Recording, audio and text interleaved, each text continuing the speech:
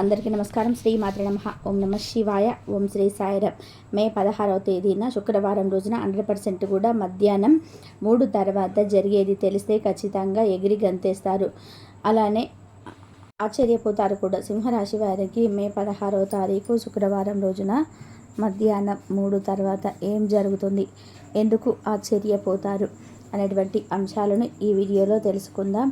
వీడియోని ఎక్కడ కూడా స్కిప్ చేయకుండా చివరి వరకు చూడండి. అప్పుడే మేమేం చెప్తున్నామో మీకు పూర్తిగా అర్థమవుతుంది. ఇక వీడియోలోకి వెళ్తే గనక సింహరాశి అనేది రాశి చక్రంలో 5వ రాశి. మాక 1, 2, 3, 4 పాదాలు, పుబ్బ 1, 2, 3, 4 పాదాలు, ఉత్తర 1వ పాదంలో జన్మించిన వ్యక్తులని సింహరాశిగా పరిగణిస్తూ ఉంటారు. ఇక ఈ యొక్క రాశికి అధిపతి వచ్చేసి సూర్యుడు.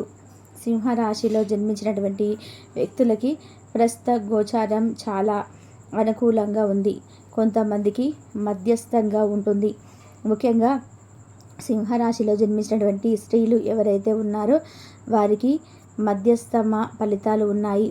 అలానే వారు ఈ సమయంలో ఒత్తిడి ఎక్కువగా ఉంటుంది, అంటే ఒత్తిడికి గురవుతూ ఉంటారు. ఇంట్లో పని భారం వల్ల కాస్త ఒత్తిడికి గురి కావడం జరుగుతుంది. పిల్లలతో కొంత చికాకుగా గడపడం జరుగుతుంది. ఆరోగ్యం విషయంలో కూడా ఆరోగ్యం విషయంలో కూడా కొన్ని చిన్న సమస్యలు వచ్చే అవకాశం అయితే కనిపిస్తుంది ఈ యొక్క సింహరాశి వారికి. ఇక చూసుకుంటే కనుక ఈ రాశిలో జన్మించినటువంటి ప్రస్తుతం ఉద్యోగం చేస్తున్నటువంటి వ్యక్తులు సింహరాశిలో ఉన్నట్లయితే కనుక వారికి ఉద్యోగం చేసే దగ్గర మంచి ప్రశంసలు లభిస్తాయని చెప్పుకోవచ్చు. అలానే ఎవరితోనైనా చిన్న విభేదాలు ఉంటే అవి తొలగిపోతాయి. అలానే ఏవైనా చిన్న సమస్యలు ఉంటే అవి కూడా కొలిక్కి వస్తాయి ఈ సమయంలో అని చెప్పుకోవచ్చు. ముఖ్యంగా ఈ సమయంలో ఎవరైతే సింహరాశి వారు ఉన్నారో వారికి చాలా చాలా అనుకూలంగా కూడా ఉంటుంది. గోచారం కూడా అనుకూలంగా ఉన్నందువలన నూతనంగా ఉద్యోగ ప్రయత్నాలు చేస్తున్న వారికి బాగా కలిసి వస్తుంది. నూతనంగా ఉద్యోగం చేస్తున్నటువంటి వ్యక్తులు ఎవరైతే ఉన్నారో వారు ఈ సమయంలో ఖచ్చితంగా కూడా అనుకూలమైనటువంటి పరిస్థితులను పొందుతారని చెప్పుకోవచ్చు. అయితే ఈ యొక్క రాశిలో జన్మించినటువంటి వ్యక్తులకి నూతనంగా ఉద్యోగ ప్రయత్నాలు చేస్తున్నటువంటి వ్యక్తులకి ఖచ్చితంగా ఈ సమయంలో కలిసి వస్తుంది. ఉద్యోగ ప్రయత్నాలు ఎవరైతే చేస్తున్నారో వారికి ఈ సమయంలో అనుకూలమైనటువంటి పరిస్థితులు ఉన్నాయి.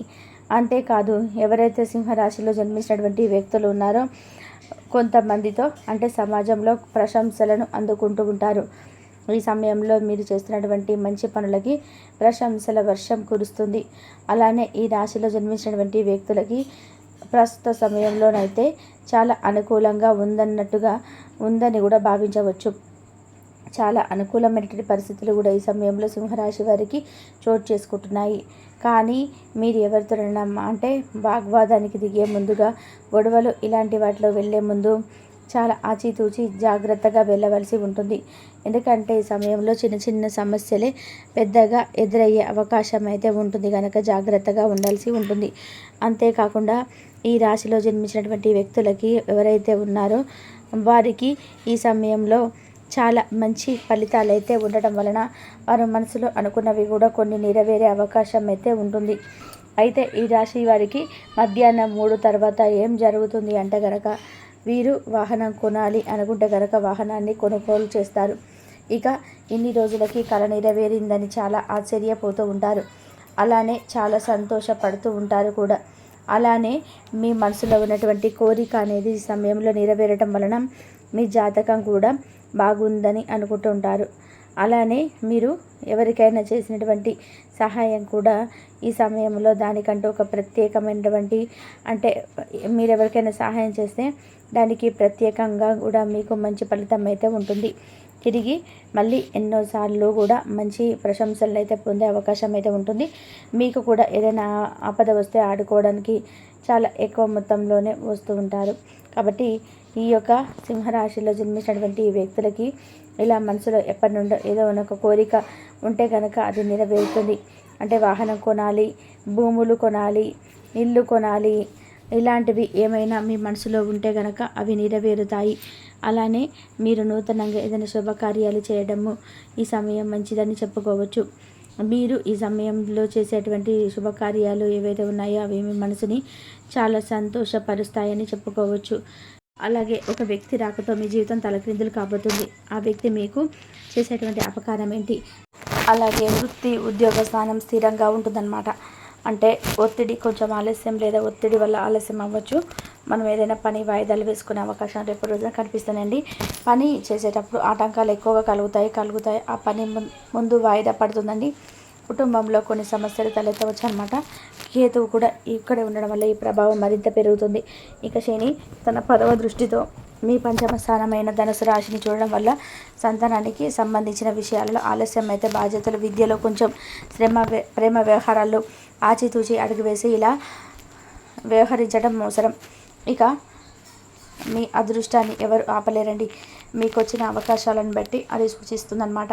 కమ్యూనికేషన్స్ నైపుణ్యాలు తెలివితేటలు పెరుగుతాయి, గౌరవాన్ని పెంచుతుందండి. అత్యంత శుభప్రదంగా మీ లాభస్థానం అంటే 10వ ఇంట మిథున రాశిలో గురువు సంచరిస్తున్నాడు. ఇది మీ కోరికలు నెరవేరడానికి, ఆర్థిక లాభాలను, మిత్రులు మరియు సోదరుల నుండి సహాయం నుండి అందుకునే సమయం. గురువు పంచమ దృష్టిలో తృతీయ స్థానమైన తులారాశిని చూడడం వల్ల మీలో ధైర్య సాహసాలు పెరుగుతాయి. సోదరులతో సత్సంబంధాలు ఉంటాయి. లాభదాయకమైన చిన్న ప్రయాణాలు చేస్తారు. గురువు సప్తమ దృష్టితో మీ పంచమ స్థానమైన ధనుసు రాశిని చూడడం వల్ల సంతాన ప్రాప్తి, విద్యా అభివృద్ధి, సృజనాత్మక విషయంలో ప్రేమ సానుకూలత కలుగుతాయి. శని దృష్టి వల్ల కలిగే కొన్ని ప్రతికూలతలను తగ్గిస్తుంది. గురువు నవమి దృష్టిలో సప్తమ స్థానం కుంభరాశిని చూడడం వల్ల వైవాహిక జీవితంలో ఆనంద, వ్యాపార భాగస్వాములలో లాభాలు, సామాజికంగా మంచి పేరు వస్తాయి. 12వ ఇంట కర్కాటక రాశిలో కుజుడు సంచారం అనవసర ఖర్చులను, నిద్రలేమి ఆటంకాలు సూచిస్తుంది. ఇక్కడ నుండి కుజుడు తమ చతుర్థ దృష్టిలో మీ తృతీయ స్థానమైనటువంటి తులారాశిని చూడడం వల్ల మీలో శక్తి పెరుగుతుంది. కానీ తోబుట్టులతో వాదనలకు ఆస్కారం ఉంది. కుజుడు సప్తమ దృష్టిలో మీ శ్రేష్ఠ శాస్త్రమైనటువంటి మకర రాశిని చూడడం వల్ల శత్రువులపైన విజయం సాధించడం, ముఖ్యంగా వేడికి సంబంధించిన లేదా అప్పుల విషయంలో జాగ్రత్త అవసరం.